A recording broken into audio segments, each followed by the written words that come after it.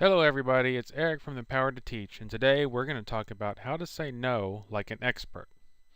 One of the realities of teaching is that several times a day we are put in a position where we have to say no. Maybe a student wants to read a book from the shelf that you have made off limits.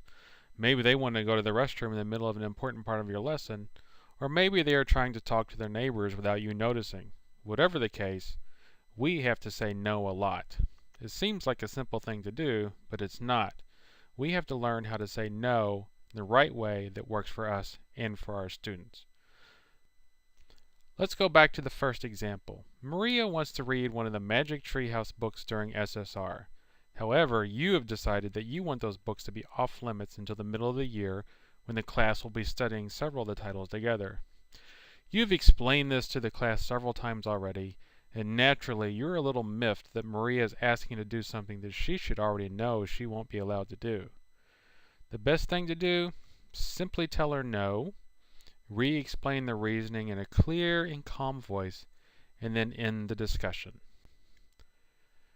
The things that you don't want to do are, of course, number one, don't let your emotions show. Yes, Maria should know better. However, getting angry about it is not going to solve anything or prevent future occurrences. The best thing to do is just get through it and get on with your day. And of course, we don't want to use sarcasm.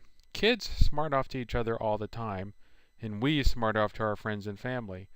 Most of the time, it's all in good fun, but it can still hurt when taken the wrong way.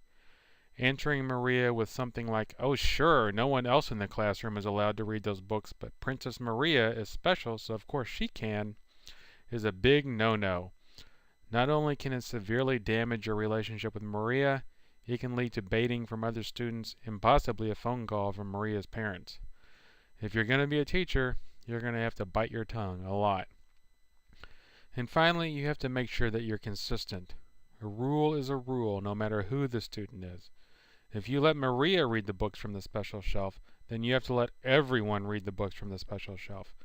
You can't let some students get around the rules because it's easier than getting into it with them. And you can't let some students get around the rules because they are your little angels who never cause problems.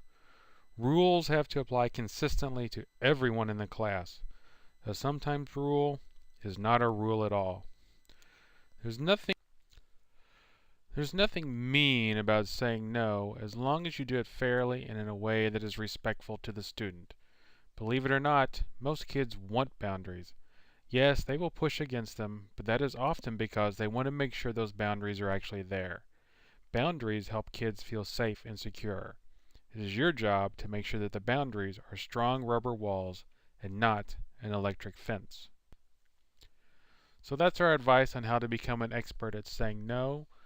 When you have a moment, please visit us at www.thepowertoteach.com and subscribe to our YouTube channel. Thanks for listening, and we'll see you next time.